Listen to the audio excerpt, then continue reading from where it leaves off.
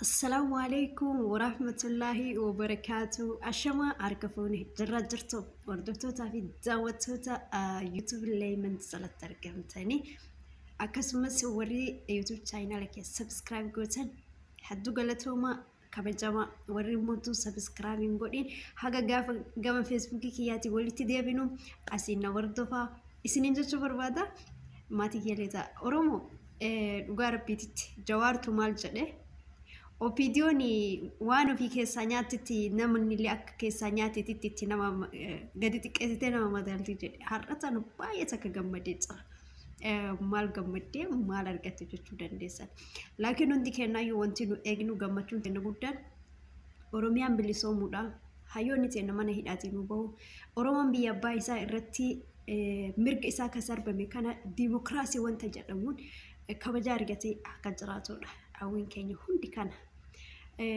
inshallah kanas ni arganna ni geenna abdii qaba gaafa rabbiin jedhe har'ammoo maaltu si gammachiise jechuu dandeessu hiriira guddicha jedhamee torbee kana labsamutti ture edarra kaliisarra ka'e jechuudha guyyaa har'aatiif garuu immoo waan oromoon eege olitti bakka silaa sagaleen uummanni oromoo akka dhagahamu bakka sagaleen hayyoota seenaa akka dhagahamtu jennee nuti hawwii qabnutti guyyaan har'aa akka seenaa ajaa'ibaa seenaa barbaran dhaloonni keessatti of ilaaluu fi dhalootaaf fakkeenya ta'utu dalagame maaltu dalage yoo jettan gooticha oromoo fiixaa leenjisoo diigaa sanyii nadhii gammadaa guddisa waaqoo guutuu guddisa jaarraa abbaa gadaa kan gootonni oromoo kaleessa qabsoo itti agarsiiftetu seenaa lafa godhatee jedhe kana wal qabatee obboleessi keenya yookaan qeerroo dhaloota kumii lafaa dhufaa jiru Mahammad Daksiisoo baay'ee galatoomii hedduu galatoomii ati har'a yoo duutes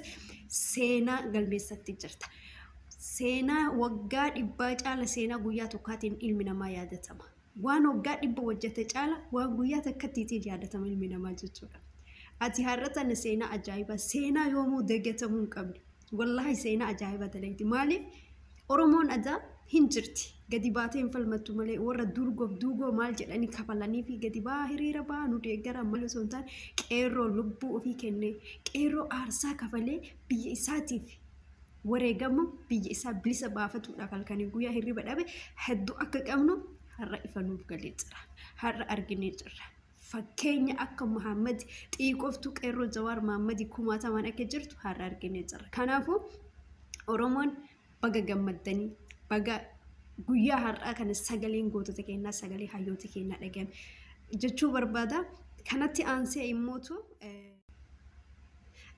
kanatti namoonni tokko maal jettanii Muhammad basaastuudha Muhammad kaleessa qeerroo basaastu ture gaafa Jawaar Jimmaan dhufe sani opiidiyoon bakka buusattee isa akka Jawaar simatu goote kuni hundi hinaaffaan dila kana maaf barbaachise namni tokko seenaa isaa erga hojjete namni tokko seenaa isaa erga galmeeffate akka nama saniitti seenaa galmeeffadha akka nama saniitti hin jirra jedha oromoon hanga yoom afaan qawweetiin bula oromoon hanga yoom sarbama oromoon hanga yoom biyyattii san keessatti mirgi namummaa isaa sarbame mirgi abbaa biyyummaa isaa sarbame ani oromoo ofiin jechuu dadhabe hanga har'aatitti mataa isaa qaqqabatee mootummaa dhufaa darbaan bula kanaafuu warri hadha mucaa kanaan basaastuudha jettan basaastuun isiniin jedha gabaabumatti maaliif osoo onnee qabaattanii osoo lubbuu qabaattanii achi dhaabattanii meediyaa addunyaan daawwatu meediyaa jibba ummata oromootii qabu OBN haa ta'u waltaa meediyaa haa ta'u meediyaa mootummaa kanaa jechuudha hundi isaa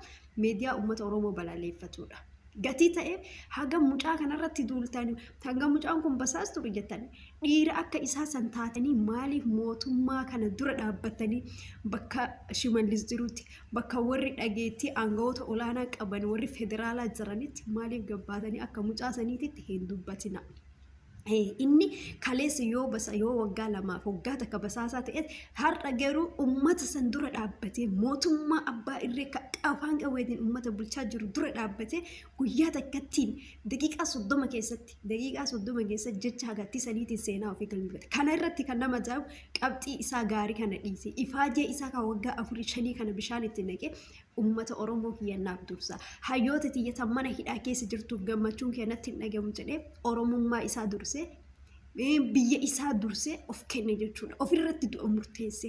Har'a akka nama tokkootitti waggaa kan hundi itti ifaajee eenyutu qabxii isaa gaarii bishaan obaasa. Yoo oromummaan nama hin quuqnetti, yoo oromummaan gatii nama hin kafalchiisnetti. Kanaafuu warri Mahammad irratti duulaa jirta, Mahammad irraa gadi bu'a. Mahammad goota jagnaa dhiira. Abbaa barbaade caala. Wallaahi dhiira xiqqoftu akkanaa tana rabbi nu haa baay'isu. Dhiira akkanatti qabxii ofii gammachuu ofii lafatti dhiiste ummata kiyya naa dursa biyya tiyya naa dursa hayyoota tiyyatu naaf caala jedhee sagalee hayyoota Oromootiin sagalee ummata Oromoo miliyoona 60 dhageessise mucaan kun miidiyaa addunyaa irratti. Kanaafuu warri mucaa kana hinaaffaan isin gube Mahammad irraa dhaabbadha. Mahammad goota Oromoon akka Mahammad kanatti nuuf jabaadha irree keessan cimsaatii biyya kana daaraa godhaa isiniin jedha. Wallaahi irratti baay'ee gammadee jira. Oromoon hanga yoom afaan qawweetiin bulu. Oromoon amma booda hin gabroomu. Mootummaa abbaa irree mootummaa dhufaa darbiraatiin illee hanga fedhe hin tuuna malee hin dhumanna malee kama dhallutti guddisna yoo tokko wareegame. Inni kun yoo wareegame isa kaan dhalleetti guddisna. Inni kun yoo wareegame isa kaan dhalchineetti guddisna. Qabsoo ilmaan Oromoo hanga Oromoon jirtu. Hanga Oromoon dachee tanarra jirtu.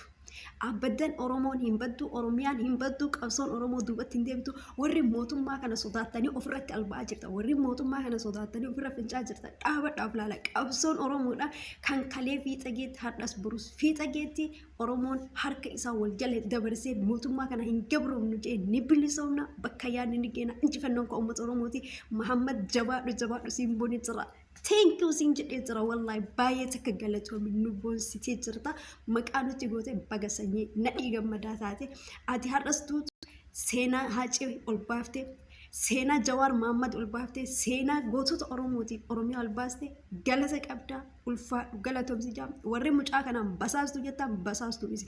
Basaastu namni kalees namni ilmi namaa osoo basaastu ta'e Mahammad immoo eenyu akka ta'e isa dugda duubas isas ni beek isa dugda duubas akka inni hayyuu sabboonaa qabsaa Oromoo ta'e dhibbatti beeka mucaa irraa bu'aa hinaaffaan isin gubee isin malee namni qabsaan hin jiru isin malee beekaan hin jiru isin malee hayyuun hin jiru mucaa irraa gadi bu'aa mucaan jagnaa goota abbaa barbaade caala basaastu isinii basaasallee goota jagna har'a seenee galmeesseera.